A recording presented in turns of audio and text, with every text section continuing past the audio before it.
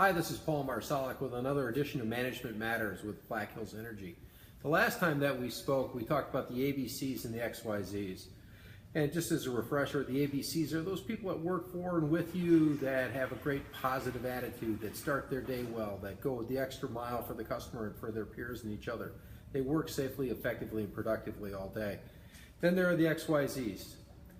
These are people that really don't bring a great attitude to work. They don't like their work. They are quarrelsome sometimes. They're difficult to work with, difficult to get along with. They don't initiate around their work. They tend to be those people that are very hard to manage, or what we might call high maintenance. The point of the last activity, or the last entry that I made, was ABCs and XYZs have a lot in common.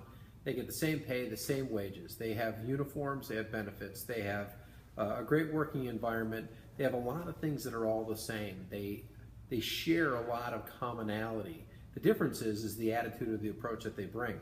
In this entry, I want to talk about one of the top factors between ABCs and XYZs. And all work groups are going to have people that go all the way across the spectrum. My experience is that the work groups that have more people that fall in the category of the ABCs, people with great attitude, have one thing that's different than groups that have higher percentages of people with poor attitudes or poor approaches to their work, and that's the first line supervisor.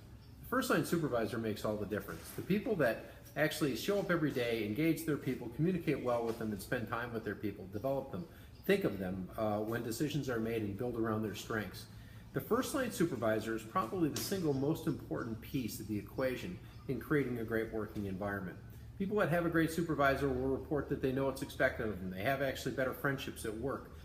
They get better and more praise and recognition. That somebody is interested in their development, and just an entire list of other items that follow it. So if you have people at work that don't seem to be working well, instead of looking at them or thinking that that they bring a bad attitude to work, I think it's important for us to start with ourselves. What have we done to communicate good expectations, give them the materials and equipment that they need, spend time talking with them about them and what's important to them, talking to them about their development, caring about them as a person, and really considering what's most important to them every day. So again, we have people that have different attitudes at work, and there's an entire spectrum. Some people just can't wait to get there, and no matter what happens to them, they just love their work. On the other hand, there's some people that no matter what we do for them, they seem to have an approach that is negative or bitter or somehow jaded at some level. The one factor that comes into this, the one thing that we need to pay attention to, is us as first line supervisors. What have we done today to actively and positively engage the people that work with and around us?